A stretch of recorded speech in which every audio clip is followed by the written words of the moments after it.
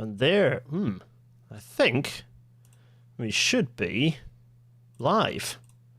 Yes, I think so. Hello, everyone. Oh my goodness. Yeah, don't mind me being very late. Sorry, everyone. Sorry. Oh, this is going to be an absolute rattler tonight. How are you all? We're 15 minutes late. It's for good reason, I promise. Also, key question. How is the sound? Because... oh. Wait a minute. Let me close... Oh, I know why that is. Let me just define... close that window. And then do this now. Oh, dang it. It's not... Wait a minute. I can fix this. Properties. Yes. Okay. I know why this is an issue. It's because my camera is being used by someone else. But it's being used by a different window, which I think I can now deselect. Oh my goodness, how do I do this? How can I make this happen? Huh. Oh, can you hear compression and bass? You can hear nice things. There is a new mic, which you can't see because if I go to... I've got desk... Maybe I have to do the whole thing with desk cam. There is a mixer, and you can see it moving. Look at that. Isn't that nice, isn't it? Look, and I can say you, and also you can see the mic, and there's me, hello, looking at my thing. And there's my webcam there, which isn't working because it's Zencaster is hogging it, even though I've closed the window that Zencaster was in. So that's fine. But we don't need it because it's a news episode anyway. So it's, you know what? It's fine. We're slamming through. No new drops. How's the sound quality? Am I too loud? Am I too quiet? Let's get on with things, shall we? This is episode 168. Driverless lies leave Tesla in a muddle. Tesla's a thing at the end. There's lots of other news. It's a news episode, everyone. And it's episode 168. So let's talk about the British Rail Class 168. Here it is, looking a bit networkery. Technically, people call it the Clubman, which is a made-up class of one. It's not really. It was the first private...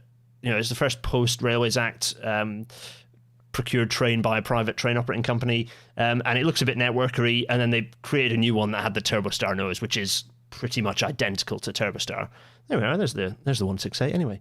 Oh, how is this for nice sound, by the way? Is that nice if I do jazz radio? Anyway, also the 15 is really weird on that speedboard. How bizarre.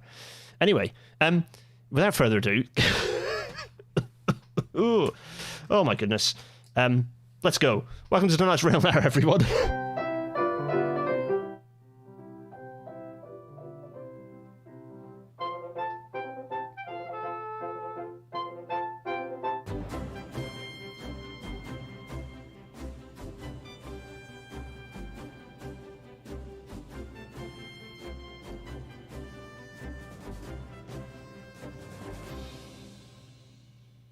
The City 225 fading away. That sounded loud in my ears, but did it start off loud to you, everyone? I need to understand whether the intro music sounded really loud when it came in. Oh, it's in quiet. Oh, it's just loud in my ears. Okay, understood. Okay, fine. Right. We're doing the news, everyone. It's a news episode. Why was that loud in my ear then? I need to go into my Go XLR thing and reduce the volume of the headphones down to 50%. That's probably what I need to do, isn't it? That's possibly fixing that problem. So now I put the sound back up. It was loud. No, that's not ITV News. It's Channel 4 News. Anyway, I digress. Anyway, this is a tech check episode, as you see. ETCS ECML rollout continues. Yeah, some good news. We'll start with some good news. Slow news, admittedly, because this has been going on for a very long time. But yeah, next month, as in this month, it's June. It's not June yet. It's the 31st of May right now. Yeah, 31st of May. June. Next month, Network Rail will be installing...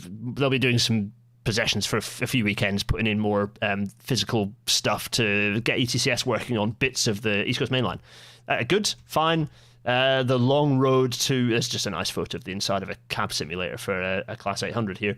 And a weirdly empty version of the East Coast Main Line on screen with a nice driver.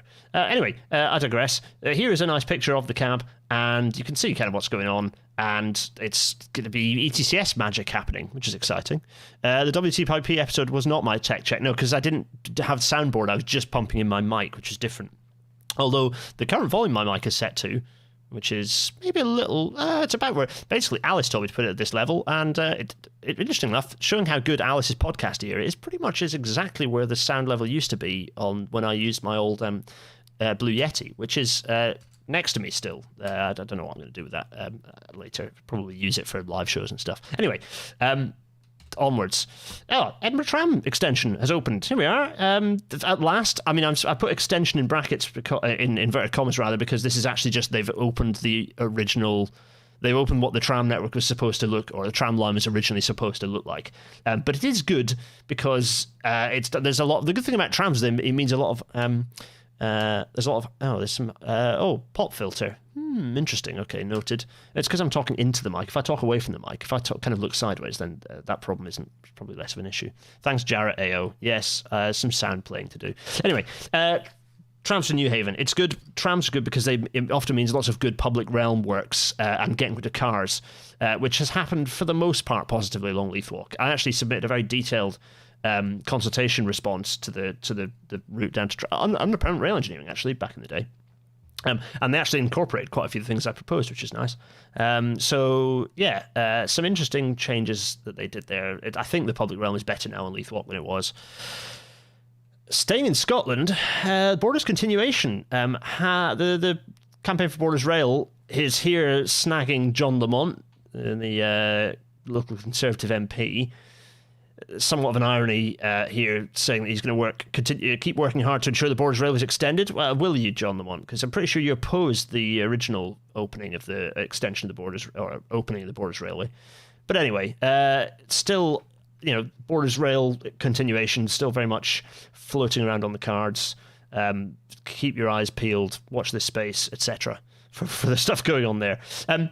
Yes, so that's some Scottish news. Let's go down to the southwest, where they've completed it's like 200 metres or 800 metres, a fairly long stretch of the seawall next to the railway has been, let's say, heavily reinforced in Dawlish to avoid it being washed to bits again by a stormy sea. There's quite a nice view of the structure over the river at Dawlish there, which is quite nice. It makes Dawlish look quite appealing there, doesn't it? I don't mind the fact that it's quite a sort of concretey looking seawall. I think that's fine. There's no point you struggle to do something brick and substantial. Whatever. There's some happy workers standing, being pleased about the work they've done.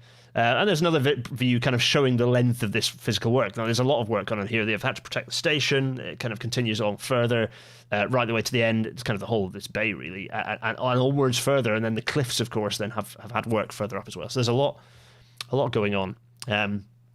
There's clearly some heavy civil engineering gone on, but this still hasn't really solved the problem in that there's a capacity issue here, this being the main line, and in fact, a very busy now commuter route in towards Exeter. It's a very busy commuter route. The commuter uplift here has been enormous on the railway. It's a very popular bit of railway line. It's not just tourism, it's still commuting.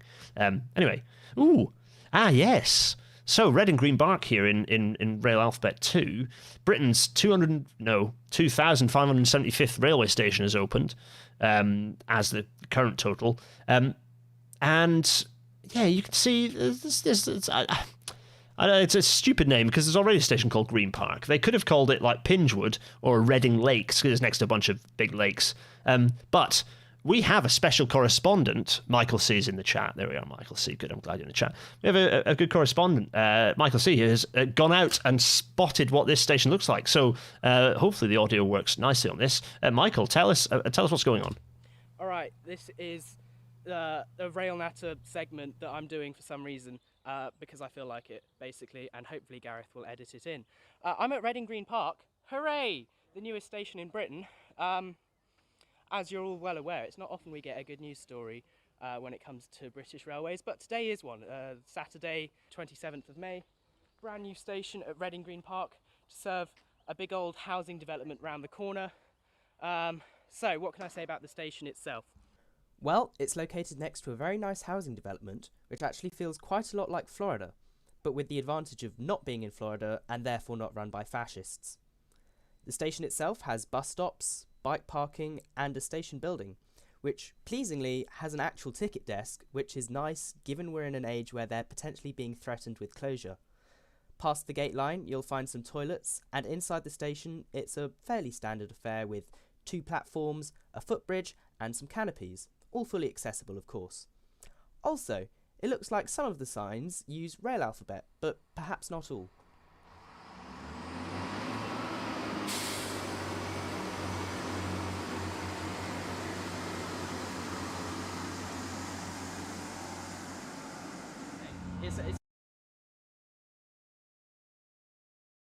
Yeah, pause Michael briefly because everyone's moaning about the audio, and I'm going to just check something, which is, and hopefully this won't now reset the audio. There we go. Let's do that, and let's go. It's a very nice development. It's a very nice station. I would recommend checking out Reading Green Park. Bonus plug, because I forgot to do this originally when I filmed it. This has basically been a TLDR of my full-length video of Reading Green Park, which you can see on my channel at Michael C. Michael C as well. I'm in the chat. Which way's the chat? Is it that side? That side? One of the sides. And I'll be typing away saying like, hello, yes, it's me, something like that. Yeah, so there you go, that's my plug. Yeah, back to the show. Thanks, Michael C. Yes, hello, yes, it was Michael C. And I think my car unblocked the plug. But you can find the links to Michael. Search Michael C's in there. That's fine. Thanks, Michael. I quite like people sending in a little tidbit of news they find interesting. Feel free to, I don't make any promises that they'll all go in, but feel free to, if you've got a news thing that you think is interesting, feel free to chuck it over and we'll include it. And I will, nice little cameo from Michael C., long-time fan of the show, and also creates lots of fun stuff that you can go and watch. And also a chance for me to test the audio again. And apparently it's still quiet. So my backup audio is, my kind of system audio needs a bit of a boost. Okay, noted. I'll get the Patreon people on and we'll have a play. Anyway, East West Rail magically, that's the next news article. East West Rail is magically not dead, which is quite something. The route for the £5 billion project has been announced. That route is a bit bonkers because it's a bit of a strange route, this one. Okay, this bit has been built already and it's kind of, in fact, I worked on Oxford to Bicester. This bit is existing railway and part the kind of work in progress. This section is an existing bit of railway that's a suburban railway and it's going to have to do both, and it's going to be a bit messy operationally. It's not ideal. The new bit is the Bedford to Cambridge section, this bit here, which is weird for a variety of reasons. It's weird at Bedford because it kind of has to be, because you can't really shoot straight out of Bedford, although it'd be nice if they did. So that's a bit weird. So it kind of comes out that way and then tucks around. The really weird bit is where it goes parallel to the East Coast Main Line for a bit, which is strange. I believe following a new road, but okay, whatever. Parallels kind of runs up to St Neots but doesn't go to St Neots, because I'd have said, well, just do that if you're going to do that. But anyway, fine. But then that would have had to involve going through St Neots, so okay, fine. Slightly weird there. It has to go through Camborne, so then you're like, right, okay, fine. Again, I'd have gone, well, what's the route? Straight line through to Camborne, maybe. Okay, so it has to go through Camborne. But then the weird thing is that Camborne, and again, operation, I think this makes more sense, but is that it has to come through Cambridge South and all the upgrades going on there. Shout out to my colleagues who have been delivering the design through Cambridge South. Is that it then has to kind of come around Cambridge like a bit of an old bypass and then come in from the south. It is a bit weird. Strange. And yes, the whole thing is being built song electrification, which is obviously completely stupid. And also what's annoying is that this bit is not, is the fact that the Aylesbury section is not, it's like, oh, maybe we'll give you that, but we're not going to actually. Thanks, Treasury. So yeah, bit strange. Not dead, but a bit weird. There are reasons why. I'm not saying this is a bad route. It's just a weird route. It shows the challenges of dealing with of opening new railway lines and dealing with if you don't have the political clout that HS2 had to kind of create the railway with a bit more of let's say a pragmatic route. Anyway. Oh, okay, yeah, right. So this 72 million boost announcement from the DfT, here they are announcing £72 million to improve train journeys across Manchester and the North. This announcement is very cheeky because actually by announcing what looks like a large number, but spoiler alert, is not, is in fact a cancellation of platforms 15 and 16 and the rest of the Northern Hub upgrades from over 10 years ago. Because if you go through and read the press release, you'll see in order to deliver for passengers quickly while providing value for money for taxpayers, Network Rail has today withdrawn a previous planning application for rail infrastructure work in the city. This is another way of saying they have cancelled that work formally. So the work to put platform 15 to 16 through Manchester Piccadilly, upgrade the Castleford corridor, 4-track it, grade separation, that work, which a TWAO had been submitted years ago, that has now been formally cancelled. And of course, now they come up with a new magical task force to consider alternative, I'm going to put my rabbit ears in there, alternative options. What they mean is cheaper, to better serve passengers and support the 26 million already injected to improve services at Piccadilly Airport and Oxford Road stations. So that's a yikes from me, folks. That's a massive yikes. And essentially what this means is even if you just look at one project, i.e. Crossrail, Manchester's worth 300 times less than London in the eyes of Treasury. Because that 72 million, you compare that with Crossrail's current price tag, which is 18.9 plus 1.1, because you have to include the trains and depots. So that's a nice, cool 20 billion pounds there. 20 billion quid. Oh dear, 300 times less than that. So 20 billion. Let's just go. So that's is that 20? 1, 2, 3. 1, 2, 3. That's 1,000 million. 1, 2, 3 billion. And we want to divide 72 million. 2, 3. 1, 2, 3. Divided by that, which gives us, I believe, equals 0.36%. 0.36%, folks. Yeah, that's a third of a percentage of the price tag of Crossrail being spent in Manchester, which is absolutely embarrassing. This made me angry, so I was thinking of ways to visualise this. So I thought, and this annoyingly then got loads of reply guys coming in and going, no, HS2 is about does this, does that. It's like, why, don't lecture me on HS2 for starters. Secondly, no, I'm using London to Manchester as an analogy because I think it would have been confusing to say, do Crossrail. Basically, I took the Crossrail price tag on its own and said, right, if you have a straight line from London to Manchester that is the price tag of HS2, then the money that's the 72 million, so it's a 260 kilometre straight line, a 59-hour walk if you fancy doing that, 72 million pounds to that being, if that's 20 billion, then 72 million is only 934 metres, which is a 12-minute walk. So I was trying to think of a way to visualise how small an amount of money that is by comparison. A very small. And I'm not the only person who's getting angry about this. Christian Spence was getting very angry. Northern Paris Partnership were getting angry. Lots of people are getting very angry about this because it's insulting. It's deeply, deeply insulting. And yes, there's probably a rail natter in the kind of the quick scratch together sums that I did to look at how much money has been spent on rail in London since 1990, and therefore use that as a multiplier for how much money should be spent on rail everywhere else. The rough rule of thumb, though, folks, is take yourself. If here you are, this is you, and then here's some other people here. There are other people.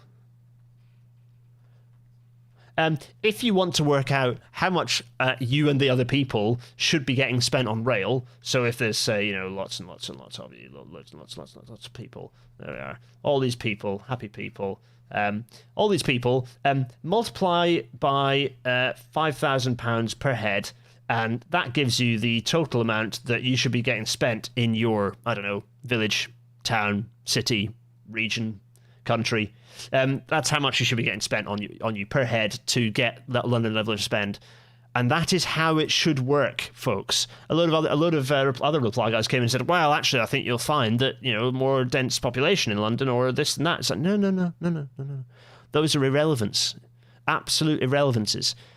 Per capita, the same money should be getting spent across the country. Arguably, you could say in less dense areas, more should be spent to provide the same level of service. Anyway. Jarrett, no, what is tell me the news, Jarrett, that Amtrak had. I'm going to cover a little bit of US news. So when I get to that, maybe I'll talk about the Amtrak news. Meanwhile, Treasury are at it again. They're talking about cancelling Wi-Fi. They're going to cut the spending to community rail partnerships. Just everything they can do to just cut money, just cutting cash to the railways because they just want to. They just don't want. They don't want to run railways anymore. Beaching levels of like disruption to the rail system. Related to that is the fact that the National College for High Speed Rail in Doncaster, which I thought would keep going with Birmingham running it, but it isn't. Birmingham just gobbled the Birmingham campus up. The Doncaster campus is being abandoned, which is pretty upsetting. Shout out to Frank, Andrew, Emma, and others who are employed at the college and aren't anymore.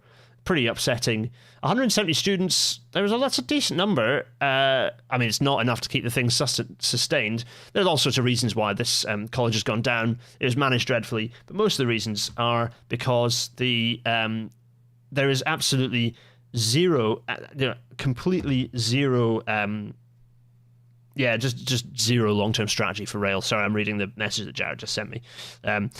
Zero long-term strategy for rail, and that means that there is no way to work out what size of workforce companies need, so they are not going to be they're not going to be employing new staff, so they're not going to be sending staff to a new college to get trained.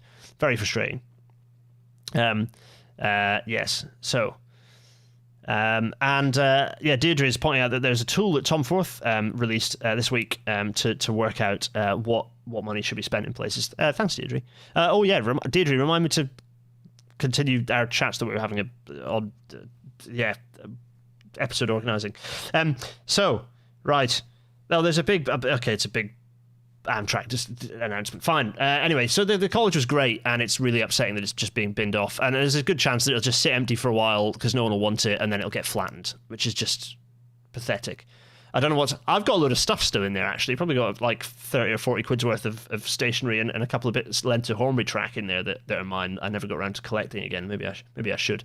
I did make sure to keep and steal my badge, though. So I've got all of my high-speed rail college badges as a memento for a college that will be no more. Very upsetting. And in the continuing theme, DFT are all about roads. Rail can go to hell because there was a recent... National Highways were recently at a talk at Innovation Zero, whatever that is. And National Highways was saying... Remember, National Highways is Highways England. It's the fash name for Highways England. Road is decarbonising so quickly compared to rail electrification. By 2035, roads will have the same carbon footprint per passenger as rail, as it's cheaper to invest in road decarb. That's, firstly, absolute bullshit. Like, complete nonsense. It's funny that rubbish is getting spouted, but it gives you an idea of the sort of talking points that are going on in and around government in terms of what they see as the future. It's clear that DFT, the way that it's been restaffed post Brexit and then post it's kind of in the Gilligan era, is with a bunch of road wonks who just have no interest in rail. And so this sort of absolute ascientific gibberish is what emerges. Leo Murray, Christ Opportunity is also kind of proving that point. DFT all about cars, humans can go to hell. Is that the in terms of culture war stuff? There's an announcement on funded active travel projects. The winning projects have demonstrated they provide people with attractive choices to use cycling and walking for local journeys and do not include any low-traffic neighbourhood schemes. So low-traffic neighbourhoods, just an absolutely normal part of creating reduced car-reliant communities, have now become another culture war thing that mean that your bids might get kicked out if you attempt to utilise LTNs. So hopeless. The conspiracy theorists, right-wing columnists, and weird liberals, and just taxi drivers, they've all won. Very frustrating. There is some level of it's not quite as doom and gloom as that, but it's pretty depressing that a sentence like that was written in a press release. But this is just part of the course. And of course, in happy news, of course, we're now in a situation where we can have nice long trucks. So aren't we glad that we can have long trucks? Good, marvelous. I'm gonna try one last time to get my webcam to work. If I do that, there. And then try that. If I go deactivate and activate, we're in. It's working. Look, it's me. Look. Hi, everyone. I got it working. I worked out how to make it work. Oh, my goodness. Anyway, right. It's me in the corner again.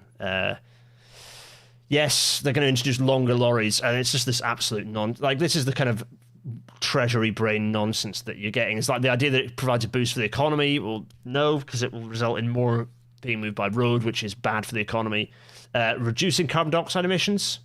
Not if you get an induced demand and using more HGVs. So no, it won't. And then also they've dragged Greg's into it. Although Greg's, whatever. Okay. So some bad news. And to round this off, Dr. Greg Marsden of Leeds ITS, you're still at Leeds, I think, Greg. Correct me if I'm wrong on that one. Greg, we need to have you on the show to go through your report. Greg has released an analysis called Reverse Gear, an analysis of the Freedom of Information request he did on the government's plans for decarbonising transport. And very depressingly, he has concluded that up to 72% of the UK transport carbon emission ambitions have been binned. Given that transport is the UK's largest source of greenhouse gas emissions, what the hell? This means that this is essentially translates into, for the most part, a substantial amount of the UK's overall net zero emissions have been canned off, which then begs the question: how are we meeting those? So there's a fantastic executive summary to read through. You can download Greg's report off the website. If you just search Greg Marsden Reverse Gear, I'm sure this website comes up. It's published through Creeds. Go through there. We'll do a page turn of this report for sure. Ideally, we'll get Greg on and we'll do the page turn together. Yes. People enjoying the correspondent concept. I'm glad you are, Dave Frankel. Yes. It's good. Michael C did a great job. You just need to, Michael, you need to check your audio levels are the same, and I also need to check my audio levels are functioning, because they clearly weren't there and very quiet. All my other stuff, I've done this in the past where I bring the mic levels down to match the other stuff, but then it's very quiet on YouTube, so I just need to work out how to boost the other stuff. Anyway, eventually. Julia Mattioli here, kind of making the broader point, which is that this is kind of happening across the board. It's not just the UK, unfortunately. This is the general situation for, you can see, and here, the wee one sobbing, which is sad. All decarbonisation measures currently in place and already committed to will reduce global transport CO2 emissions by only 3% by 2050, which is shocking. You can see the enormous gap here in what needs to be achieved. Just not good, folks. And so this report, ITF Forum have done what is it, ITF Forum? Is that UITF? But no, it's not. It's a separate. Anyway, they've kind of made some 5 recommendations. The first of which is develop comprehensive strategies for future mobility infrastructure. This is the long-term plan, which is what I've always said needs to come first. Work out how much you need people and things to move around. Did I say poople? Work out how much you need poople and things to move around, and then build an infrastructure system that achieves that, and ideally neglect roads from it as much as possible. And number 2, accelerate transition to clean vehicle fleet. So this is the second one, is electric vehicles. Okay, fine. Number 3, implement mode shift and demand management policies. Yes, demand management, key. This is absolutely key. And number 4, consider additional benefits for urban areas when evaluating policies. So think about the other benefits. So this is 5 things that are things we very much push for. And then the last one is do road pricing. So reform vehicle taxation to capture external costs of new vehicle fleets. Yes, do road pricing. These are all good things I can very much believe in and strongly support. So yeah, fair play on that report. Maybe that's another one for us to look through. All right, a change in news, shall we say? A change in news. No, Michael, it was definitely like the quieter when you're in the train. That bit was a little bit quieter. You'll see what I mean when you watch it. Anyway, sorry, I'm bouncing around. People hate it when I do this. Actually, no, just some people who review the podcast hate it when I do this, but everyone here watching it generally doesn't mind too much. Ina is asking, is DFT mentioning Greg's the first time they've done anything for any place north of Brum in a few decades? Yeah, that's a fair point. Virgin Orbit has gone. It's another Virgin thing gone, which is good. Some people shout at me when I shout about being kind of the Schadenfreude in Britain's embryonic space industry collapsing on itself. No, our space, we do lots of space support for ESA and stuff like that. we should continue to do that. The idea that we create our own version of ESA and it's anything other than a joke is for the birds. Yeah, it's nice to see that just generally Virgin's a bit of a dying brand. Yeah, I don't know. Yeah, who knows? Let's see what happens post Branson. But Virgin as a brand has so much less punching power than so much less punching power than it used to. It's just a very 90s brand, and it just doesn't. It hasn't. I don't think it's aged well. Anyway, I digress. Right, this is an interesting one. So, the RAIB have released an urgent safety advice notice. They don't do this very often. Spittal Junction in Peterborough, they published this on the 25th of May. Urgent safety advice, 0223. That's not February 23. It's the second one they've released in 2023. Overspeeding through Spittal Junction. And the advice is basically that there is not adequate signalling arrangements in place to mitigate the risk of trains travelling fast through a slow junction, and it's happened twice, and they've now released a safety advice note. They really should have done it after the first one. So there's a 30 mile an hour junction. Well, actually, it reduces down to 25 miles an hour, and trains have gone through it at a lot more than that a couple of times now, which is very, very dangerous. It says something for the design of S&C and our curvature safety limits as a PW engineer that trains manage to get through that S&C at that at that speed. Quite something. Basically, it's saying Network Rail, you need to fix that immediately. Fit additional TPWS loops or whatever to fix that problem. All right, now this is the chance for... Right, so this is a small bit of news, which is there's a new rail capital fund in the US to do grade separation, which is okay. That's good. Getting rid of grade separation is good. But briefly, there's also, hot off the press, as announced and sent to me as this episode has happened, actually it's not, it's from May 25th, 2023, so it's not that hot off the press, but I've just been sent it, which is article introducing a new era of rail in America.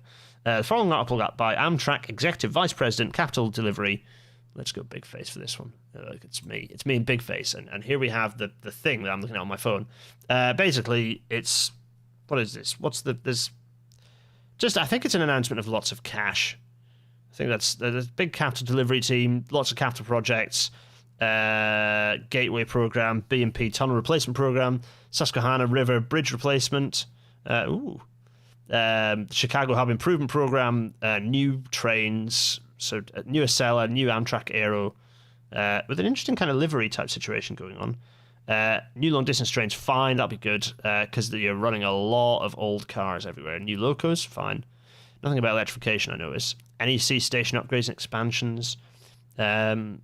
Chicago Union ADA stations program. There we go. Lots of good stuff. There's a big announcement of lots of investment. Good news. Good. I hope it happens. I'm very pleased. Yes, the US has a rather wild amount of grade separation, but then so do we in a few places. Here is a tweet by C2C showing it where we have a suburban rail system, electrified suburban rail system with level crossings, which we shouldn't have that, folks. That's mental. Ouch. That's not good. That's a video. Oh, you can't see me on Big Face. Oh. Let me get rid of Big Face. It's fine. No face. You didn't see anything. You just heard some weird noise. So, sorry. It's a clever segue to C2C. There's a tweet saying, look, shocking CCTV footage showing a suburban railway with a level crossing on it, and a lorry with its tail tipped back. With its tail tipped back, just absolutely going through, as you're about to see in the video that I'm about to play. Again, this time you can see it. I want to point out the fact that the big flash was at the base of the truck, because the 25,000 volts went through the metal of that truck and through the tires into the rail underneath, which created a big flash. That's a big yikes. So, anyway. Ugh. Right, it's time. It's Tesla time. Let's reach Tesla time. I'm drawing this one in for the hour, folks. We're doing it. We're doing it because I've got my father-in-law's here, and I want to see him. To be honest, I want to go and give him a hug. So, city run by swindlers get swindled. Let's start off with the Las Vegas news, which is Las Vegas are continuing to make a thing about the Tesco. Tesco? No, not Tesco tunnel. Oh, my brain's gone into autopilot. The Tesla tunnel. This is just a road tunnel with taxis in it. It's not very exciting. It's very stupid. But they're intending to I mean, for a variety of things. This tweet's very funny. Imagine being able to take a Tesla underground through a tunnel with stops at the airport, hotels in downtown. You're describing just a car going through a tunnel. It's not revolutionary. This isn't something from some futuristic sci-fi movie. Correct. It's the Vegas loop. I mean, no. And it could become a reality in Las Vegas. It's a car tunnel. You're being very excited about a car tunnel. And then obviously they got enormously ratioed on this, which is always very funny. And then they kept answering the things about the safety with, this is an entirely privately funded transportation system. It isn't though, is it? Because you're giving credence to it at the expense of actual public transport solutions. Ugh. So, it's a city run by swindlers, and they've been swindled by the swindler in chief, who's the guy who owns Twitter, amongst other things. So, yes, it's very stupid. Our team will need to approve design development studies, which include safety requirements, so everyone was like, this is unsafe bullshit.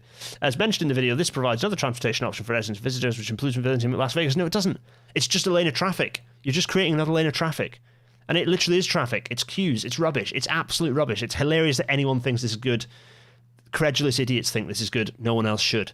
Anyway, but that's kind of hiding the fact that Tesla as an organization is coming unstuck.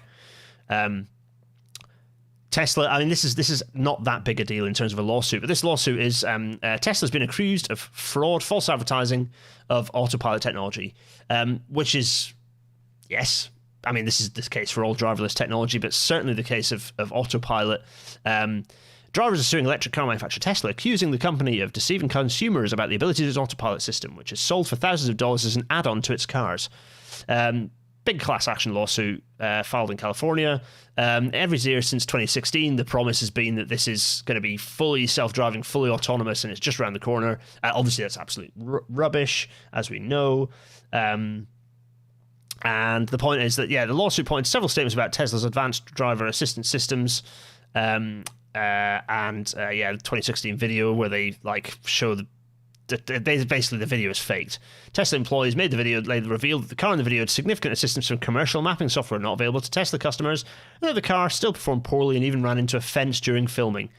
Fantastic. That's about the level that driverless vehicles are on. They require, if they're actually working like the Waymo ones, they're not working. They have a person driving it remotely, and also where they're not being driven remotely, they have an incredibly expensive, highly detailed scan that you literally could not do for everywhere in the world. So it's the point is that it's a gimmick that's trying to pretend that it exists. The reality is the technology is no further forwards functionally than it was in the 1950s, despite the quantum leap in actual technology, the actual hardware. And indeed software, but particularly the hardware, quantum leap in hardware compared to the 1950s, obviously. That's not the only thing, though. It gets worse for Tesla. So that lawsuit is small beans. What's big beans is Tesla recalling every single car they've sold in China. 1.1 million cars in China due to the fact that they're breaking. Actually, this is worth picking up. Yeah, Tesla recalled 1.1 million cars in China due to potential safety risks. Yes, 1,104,622 vehicles. And that's pretty much all of the vehicles they've sold in China during that 4-year period from 2019 to 2023. I'm just this is small text. I'm going to read it. Sorry, I just keep bashing the mic. Did you hear that, by the way? I just bashed it with my thumb, but I'm interested to know if it actually worked.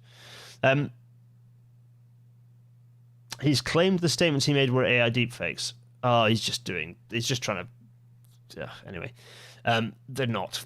It didn't exist in 2016. So vehicles have issues that may increase the probability of drivers mistakenly stepping on the accelerator pedal, normal, for an extended period, which could increase, it could increase the risk of collision and pose a safety hazard. Yeah, generally, stepping on the accelerator pedal for an extended period increases the risk of a collision. Crikey. So there's the other thing was that 2,600 Model S cars that they'd imported into China had hoods that could pop up. The bonnet could pop up unexpectedly whilst driving, posing a safety risk. Yeah, you can't see, you might crash. Just not great. That's going to be expensive. So obviously that walloped the share price of Tesla. But the thing is, it's not. There are other things going on in the background with Tesla. So George Soros had a large investment fund dumped in within Tesla, and Soros has pulled that, which is why Elon Musk is now doing kind of Nazi anti-Semitism against and doing kind of massive anti-Semitic conspiracy theory stuff. Whereas his here, Elon Musk with extremely online annoying guy Brian Krasenstein going on about Holocaust stuff. And then, but in fairness, kind of making some reasonable point here. And then Elon Musk is saying, you assume they have good intentions, referring to all Jews. They are not, referring to all Jews. This is anti-Semitic, by the way, folks. He wants to erode the very fabric of civilization. Anti-Semitic trope number 1. Soros hates humanity. Anti-Semitic trope number 2.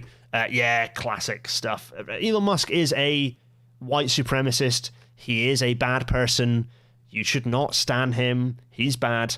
And also, in terms of other things going wrong, meanwhile at SpaceX, he's been banned from launching any more rockets for a while because he made an environmental disaster happen at his previous rocket location. And at Twitter, he's trying to turn it... This is kind of instructive, by the way.